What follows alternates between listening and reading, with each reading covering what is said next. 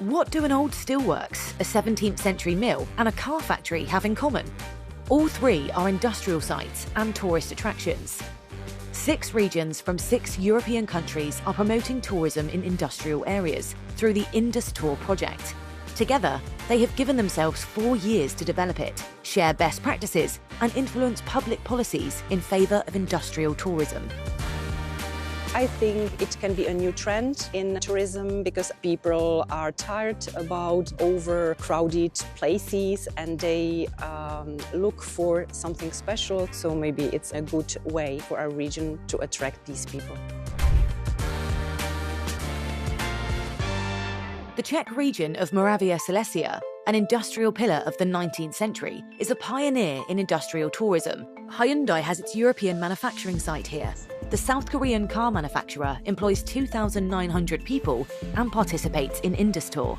Every day, 1,500 cars are manufactured under the watchful eye of visitors. They offer free guided tours in 5 languages, 3 days a week. Last year, nearly 9,000 people visited our premises during these public visits. We somehow want to show the pride on our cars. We don't sell it directly because we are not a dealership, we are a factory. But sometimes people buy the car afterwards.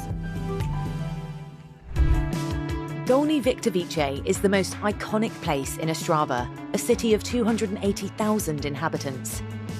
The former steelworks closed in 1998 and has morphed to exploit its educational and touristic potential, with an offering that includes music festivals, a museum, sporting events, a technology centre, and more. Last year was our best one because we crossed the border of 1.7 million visitors per year, and we are hosting hundreds of kids every month. The total budget for the project is €1.4 million. 80% has been financed by European cohesion policy.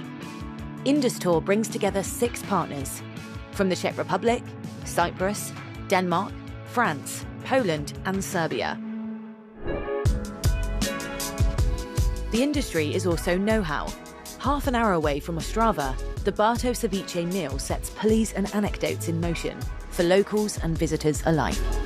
Měli jsme ukázku, jak vypadají jednotlivé druhy obilí, jednak ječmen, oves, žito a pšenice. Tady v tom mlýně se dělala pšenice. Tohle je poprvé, co tady jsem na návštěvě toho mlýna a je to z toho důvodu, že jsme se tady s manželem přistěhovali do vesnice a chtěli jsme prozkoumat tady okolí a co tady je prostě zajímavého.